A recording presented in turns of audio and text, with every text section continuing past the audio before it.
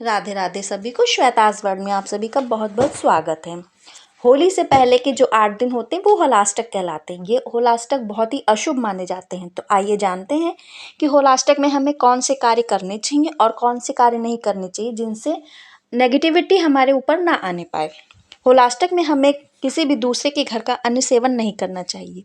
इसका मतलब ये नहीं कि आप किसी के यहाँ अन्न ग्रहण नहीं कर सकते हैं। जिनको आप नहीं जानते हो और जिन पर आपको भरोसा नहीं है तो प्रयास यही करें कि ऐसे लोगों के यहाँ अन्न सेवन ना करें जब तक होलाष्टक है। क्योंकि कई लोग ऐसे होते हैं जो तंत्र क्या करते हैं, आपसे ईर्ष्या करते हैं और अंदर अंदर आपसे जलते रहते हैं। तो कुछ लोग प्रसाद के नाम पर भी कई चीज़ें ऐसी दे देते हैं जो आपके लिए परेशानी का कारण बन सकती हैं। तो इसके लिए आपको अपनी सुरक्षा के लिए, अपने परिवार की सुरक्षा के लिए इस बात का ध्यान जरूर रखना चाहिए और बच्चों को भी यह बात बताएं कि किसी अनजान व्यक्ति से कोई भी चीज़ ना लें। होलाष्टक में एक और चीज़ का भी ध्यान रखा जाता है कि जब शाम होने को हो तो आप अपने कपड़े को बाहर ना पड़े रहने दें। रात्रि में नकारात्मक शक्तियाँ बहुत ही अधिक प्रभावी हो जाती हैं। तो ऐसे में अपने कपड़े रात्रि में कभी भी बाहर नहीं फैलाने चाहिए। लेकिन अगर आप हमेशा ऐसा करते भी हैं तो होलाष्टक के दिनों में भूल से भी ऐसा मत कीजिएगा।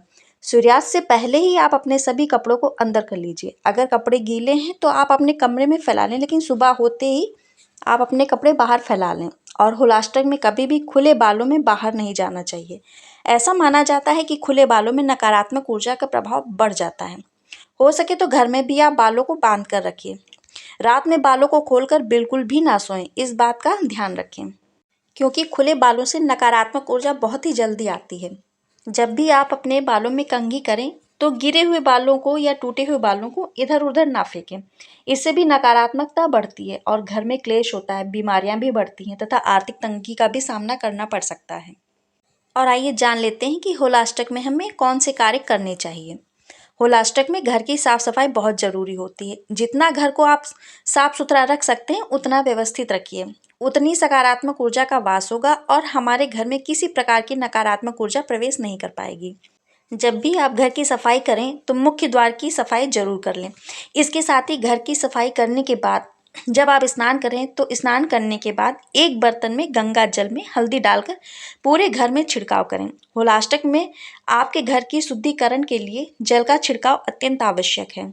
इसके साथ ही घर में धूनी भी अवश्य देनी चाहिए। आप चाहें तो गूगल की धूनी दे सकते हैं या लौंग कपूर की धूनी दे सकते हैं।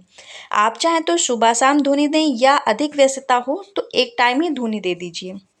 पूरे घर में धूनी दिखाने से आपके घर में किसी भी प्रकार की नकारात्मक ऊर्जा का प्रभाव नहीं होगा और सकारात्मक ऊर्जा का प्रवेश होगा, जिससे आपके बिगड़े हुए कार्य बनेंगे, नौकरी और व्यापार में भी तरक्की होगी।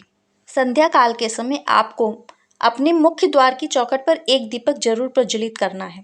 चाहे आप देसी घी का जलाएं या सरसों के तेल का जलाएं या फिर तिल के तेल का। वैसे तो ये दीपक आपको प्रतिदिन जलाना है, लेकिन होलाष्टक के दिनों में तो बिल्कुल भी ना भूलें इस बात को। दीपक जलाने से सकारात्मकता आती है और पितृ प्रसन्न होते हैं, माँ लक्ष्मी का भी आगमन होता है।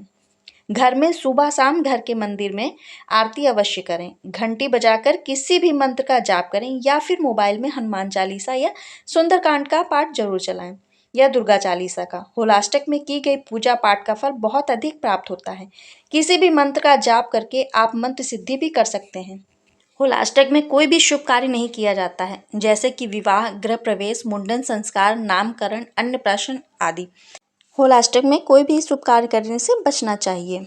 चलिए, आशा करती हूँ कि यह वीडियो आपको पसंद आई होगी। अगर यह वीडियो आपको अच्छी लगे या इसकी जानकारी आपके लिए उपयोगी लगे तो हमारे चैनल को लाइक करें, सब्सक्राइब करें, जिससे कि आने वाली वीडियोस की सारी जानकारी आप तक सबसे पहले प्राप्त हो सके। चलिए मिलते हैं अगले वीडियो में अगले नए टॉपिक के साथ। तब तक के लिए राधे राधे, जय श्री कृष्णा।